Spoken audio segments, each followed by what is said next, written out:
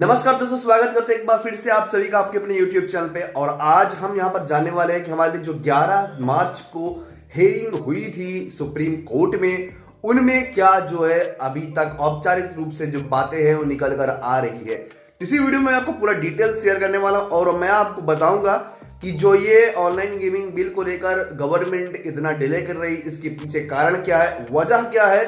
क्योंकि आपको भी मालूम है जितने भी ऑनलाइन गेमिंग बिल के यूजर्स थे, ड्रीम इलेवन, माई इलेवन सर्कल, जो भी चीजें थी उनपे ये जो यूजर्स थे वो अभी भी प्रोवो जैसे प्लेटफॉर्म को लेकर, तो अभी सारे यूजर्स इंतजार कर रहे हैं कि हमारे आईपीएल के पहले स्टार्ट हो जाना चाहिए, या तो गवर्नमेंट द्वारा कोई पुष्टि कर दी जाए कि क्या होगा क्या नहीं होगा। क्योंकि अभी सभी लोगों को बीच में फंसा कर रखा गया है और ना ही कुछ भी क्लियरेंस दी जा रही है। सुप्रीम कोर्ट में भी ये बातें आपको भी पता है हो रही हैं। और 11 तारीख को क्या हुई उस पर विषय में चर्चा कर लेते हैं। अब दोस्तों 11 तारीख को हियरिंग तो नहीं हुई, बट ऑफिशियली तौर पर एक कंप्यूटराइज्ड डेट जो है वो दोबारा से दे दी गई, वो थी 18 मार्च 2026 की। परंतु दोस्तों अब देखा जाए उस समय तो 18 मार्च 2026 दी गई थी, बट ये जो डेट है वो और आगे बढ़ा दी गई है। इसके पीछे कारण क्या है, उस कारण को पहले समझ लेते हैं। दोस्तों आपको मालूम है कि हमारे जो dream eleven online gaming bill है भारत सरकार द्वारा पूर्ण बहुमत के अनुसार इसको लाया गया है। अब आपको मालूम है कोई भी सरकार पूर्ण बहुमत के हिसाब से आती है, वो अपने हिसाब से नियम को बनाती है और उस पे अपना पूरा अधिकार जमाती है कि हमारे ये नियम है ये लागू होना चाहिए।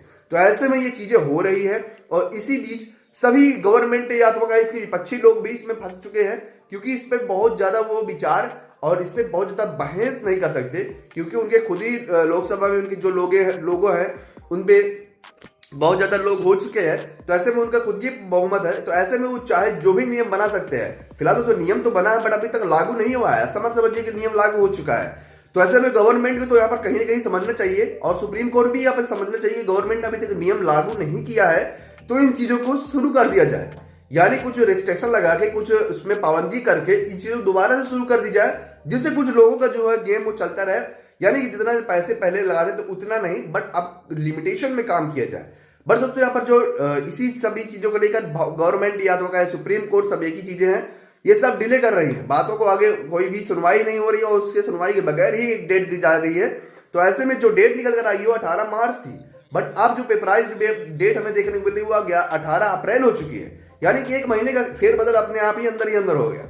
दोस्तों आप लोग समझ सकते हो ये सिस्टम किस प्रकार से डिले किया जा रहा है, इसके पीछे कारण क्या है, और वो भी आपको मालूम है। क्योंकि ये जो चांस है अब आईपीएल का पहले वाला तो अब तो हाथ से चला गया, क्योंकि अब इस पे कोई सुनवाई नहीं होगी। अब जो भी थर्ड पार्टी प्लेटफॉर्म पर आप खेल रहे हैं अपनी इच्छा अनुसार, तो मैं उस पर कोई भी ऑब्जेक्शन नहीं लूंगा।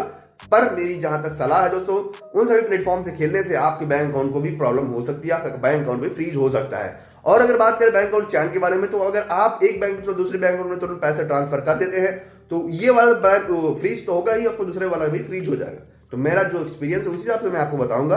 फिलहाल दोस्तों जानकारी पाते रहने के लिए जुड़े रहे हमारे साथ। नमस्कार।